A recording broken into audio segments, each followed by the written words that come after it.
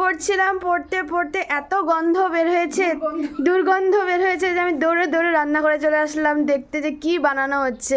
তারপর আমি এসে দেখলাম যে আমার জন্য মাংস রেডি হয়ে গেছে, যে মাংসর ব্লগ তোমরা অন্য কোথাও দেখবে। তো তো আমি দেখলাম মাও রেডি, তো মার সাথে ভাবলাম একটা ভিডিও করেই নিই, এত কষ্ট করে রান্না যখন করছে। তো আমার জন্য 1 পিস মাংস নিয়ে মা রেডি। এইটা হলো ফার্স্ট ট্রায়াল। তারপরে দুপুরবেলা খাবো, বিকালবেলাও খেতে পারি, আবার রাত্রেবেলা থাকবেই, তারপরে নেক্সট দিনের জন্য থেকে যাবে, যে জানা কথা। তো আমার মাংসর জন্য আমার জন্য মাংস সবসময় থাকতেই থাকে। তখন আমি খেয়ে দেখবো কি কেমন হয়েছে, কেমন বানিয়েছে আমার জন্য।